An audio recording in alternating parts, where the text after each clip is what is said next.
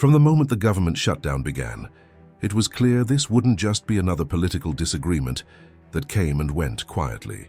The first day started with warnings.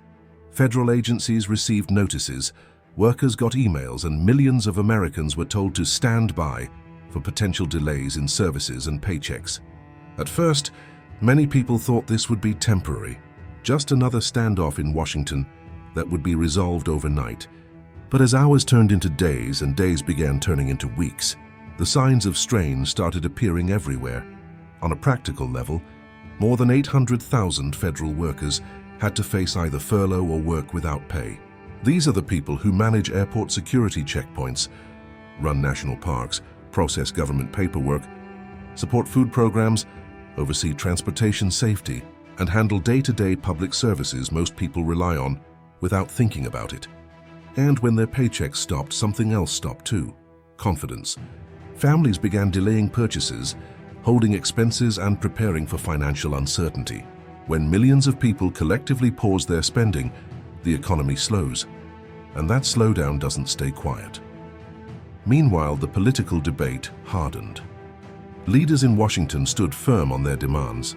Public statements became more pointed, and every press conference seemed less like negotiation and more like theater. The shutdown wasn't just about funding anymore. It became a battle of narratives, strategies, and pressure points. Each side waited for the other to be blamed by the public.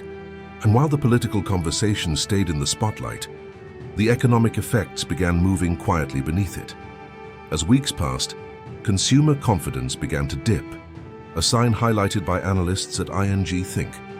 Confidence is one of the most important factors in the American economy. When confidence is high, people spend, borrow, invest, travel, and build. But when confidence drops, everything slows.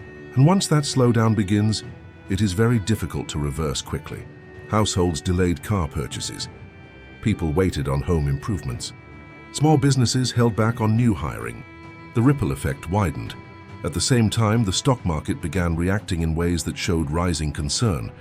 Investors weren't focused on corporate performance anymore. They were focused on risk. Analysts at the street pointed out that even strong earnings reports couldn't push the market upward because the larger question overshadowed everything. How long will the shutdown last? And how deep will the damage go? Markets don't fear conflict, they fear uncertainty. And uncertainty had now become the main story. But this shift wasn't limited to traditional finance. In the world of cryptocurrency, the reaction was sharper and faster. Traders started moving their money out of high-risk digital assets and into stablecoins, which are designed to hold steady even when markets shake. This is a classic signal. When investors feel instability, they seek safety. Whether on Wall Street or the blockchain, the behavior was the same. Protect, withdraw, wait. Public frustration began to grow too. People started asking real personal questions. When will parks reopen? When will travel service delays get fixed?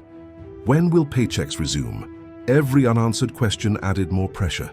And this is the key point. A shutdown is not just a political disagreement. It is a direct disruption of trust. Trust that systems will work. Trust that government services will be available.